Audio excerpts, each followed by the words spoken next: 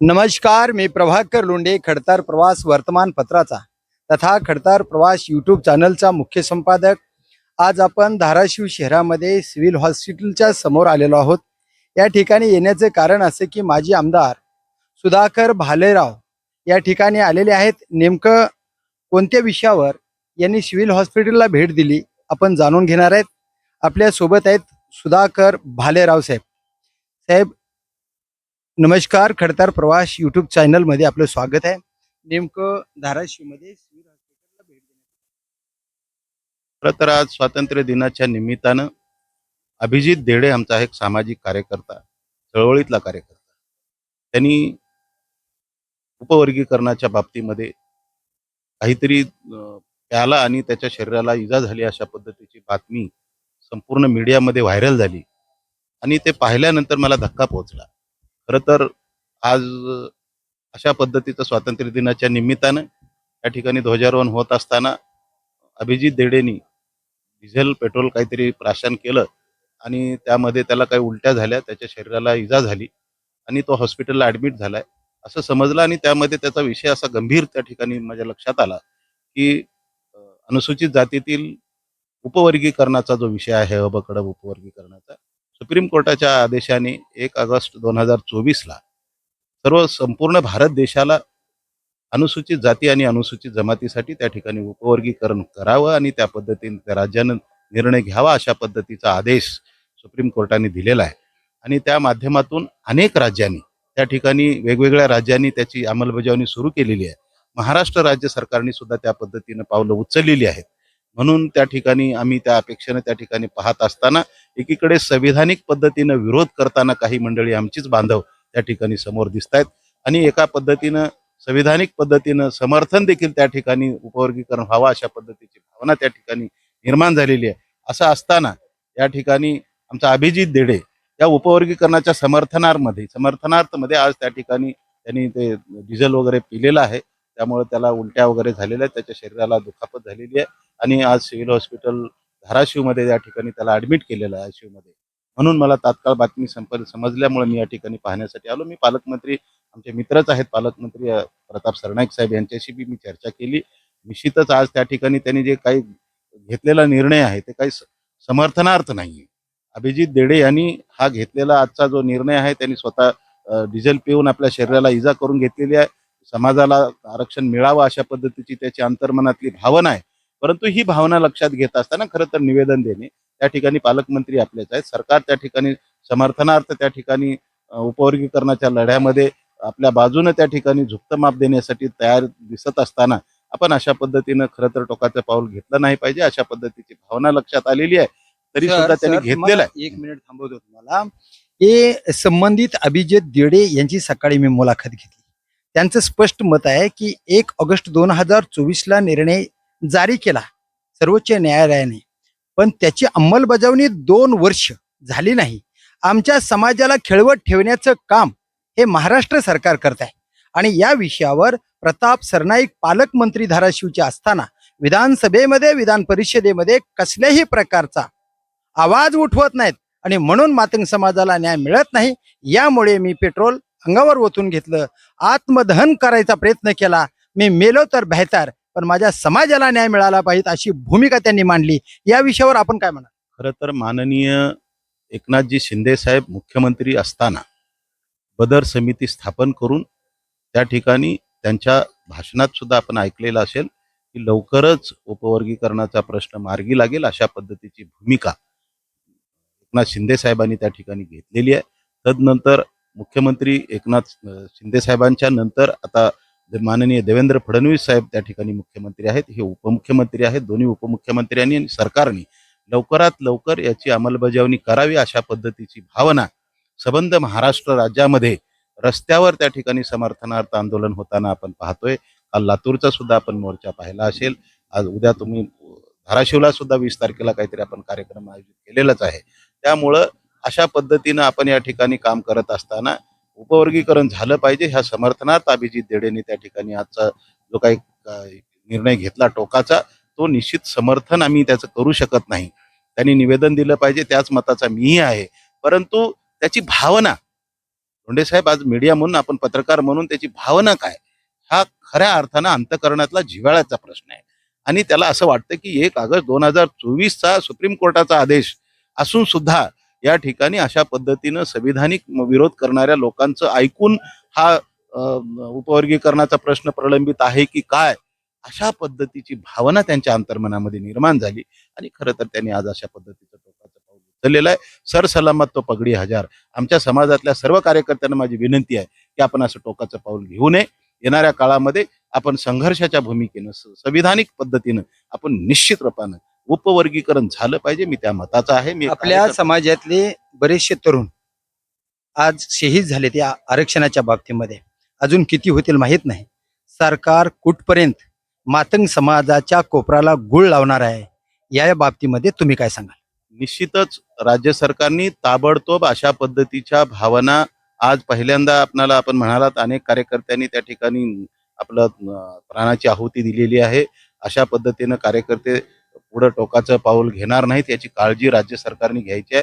गरीब समाजाच्या प्रती त्या ठिकाणी आदर भाव लक्षात घेऊन या ठिकाणी त्या कार्यकर्त्याच्या भावना लक्षात घेऊन या ठिकाणी लवकरात लवकर त्या ठिकाणी समाज रस्त्यावर उतरायची आम्हाला काहीच आवश्यकता नाहीये. खरं तर आम्ही रस्त्यावर उतरावं आणि आम्हाला ते उपवर्गीकरण व्हावं ह्या भावनेचे आम्ही नाही आहेत. सुप्रीम कोर्टाचा आदेश आहे. या ठिकाणी बाबासाहेबाच्या आदरणीय परमपूज्य डॉक्टर बाबासाहेब आंबेडकरांनी या ठिकाणी खऱ्या अर्थानं संविधानिक पद्धतीनं जी काही प्रणाली निर्माण केलेली आहे, लोकतांत्रिक व्यवस्थेमध्ये सर्वोच्च न्यायालय निर्माण केलेलं आहे आणि सर्वात शेवटचं टोक म्हणजे सर्वोच्च न्यायालय आहे. आणि सर्वोच्च न्यायालयाचा जर आदेश त्या ठिकाणी दिल्यानंतर जर या ठिकाणी प्रलंबित त्या ठिकाणी उपवर्गीकरणाचा विषय पडतो, त्यावेळेस आम्हालाही दुःख वाटतं. आम्हीही रस्त्यावर उतरून त्या ठिकाणी लढा उभा केलेला आहे आणि निश्चितच आम्ही या ठिकाणी पुढे कुठे कमी पडणार नाही, एवढंही तुम्हाला मी या ठिकाणी सांगू तुमच्या लातूर जिल्ह्यातून डॉक्टर बाबासाहेब गोपलेंनी चळवळ उभा केली. आरक्षणाचा मुद्दा 1 ऑगस्ट 1999 पासून सुरुवात केला. तो आरक्षणाचा मुद्दा पुढे तुम्ही रेटण्याचं काम केलं आणि लातूर जिल्ह्यातून 1,00,000-1,50,000 जनसमुदाय निर्माण करण्याचं काम करून सरकारला जॉब विचारला तुमच्या मोर्चातून. आज तुम्ही महाराष्ट्र सरकारला काय आव्हान करणार? आणि आताचं जी सरकार मातंग समाजाला खेळवत आहे आरक्षणाच्या बाबतीत, 2 वर्षे खेळवते, अजून किती वर्षे खेळवेल माहीत नाही, पण तुमची भूमिका काय राहणार आहे आणि समाजाला तुम्ही काय आव्हान करणार? खरं तर लातूरचा कार्यक्रम असेल की अन्य आणखीन परत महाराष्ट्रामध्ये कार्यक्रम होऊ घातलेले आहेत, असे अनेक कार्यक्रम होतील. याच्या अगोदर मी राज्य सरकारनं एकच विनंती करेन की आम्हाला रस्त्यावर उतरायची आवश्यकता पडू देऊ नका. हा लढवया समाज आहे.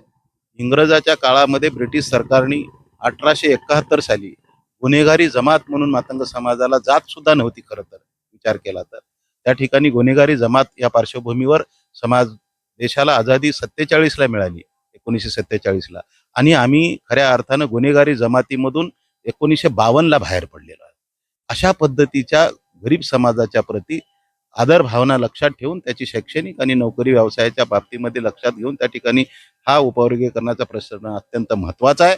आणि म्हणून अनुसूचित जातीतील 59 जातीतील गोरगरीब वंचित समाज घटकाचा सर्वांगीण विकास, शैक्षणिक आणि नोकरीच्या व्यवसायासाठी या ठिकाणी मुख्यत्वे 2च प्रश्न त्या ठिकाणी उपवर्गीकरणामध्ये निर्माण झालेले आहेत आणि ते लवकरात लवकर त्या ठिकाणी पारित व्हावं अशा पद्धतीची भावना आम्ही राज्य सरकारकडे वारंवार व्यक्त केलेली आहे आणि लवकरात लवकर राज्य सरकारनं अंमलबजावणी त्याची करावी, हीच आमची मागणी राहणार. आणि जर तुमच्या या मागणीला न्याय नाही मिळाला तर पुढची भूमिका तुमची काय राहणार आहे? नक्कीच महाराष्ट्रामध्ये आम्ही राज्य सरकारला कुठल्याही क्षणी त्या ठिकाणी उपवर्गीकरण लागू करावं लागेल, याच्यात सुधाकर भालेराव आणि समाज कार्यकर्ता आमचा कमी पडणार नाही, अशा पद्धतीची. साहेब, महाराष्ट्रातून, मराठवाड्यातून आणि धाराशिव जिल्ह्यातून जो मातंग समाजाचा आरक्षण वर्गीकरणाच्या विषयावर 20 तारखेला जो मोर्चा निघणार आहे, त्या मोर्चाच्या विषयी त्यांचं मत काय आणि ती समाजाला काय आव्हान करणार आहेत आपण ऐकूया त्यांच्या तोंडून.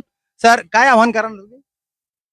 धाराशिव जिल्ह्यामध्ये दिनांक 20 ऑगस्ट 2026 रोजी सकाळी 11 वाजता साहित्यरत्न अण्णाभाऊ साठे यांच्या पुतळ्यापासून ते जिल्हाधिकारी कार्यालयावर भव्य असा मोर्चाचं आयोजन या ठिकाणी करण्यात आलेलं आहे.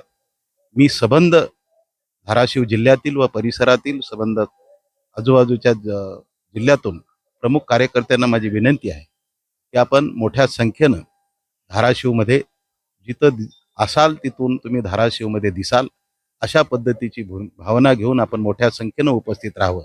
मीही येणार आहे, आपणही यावं.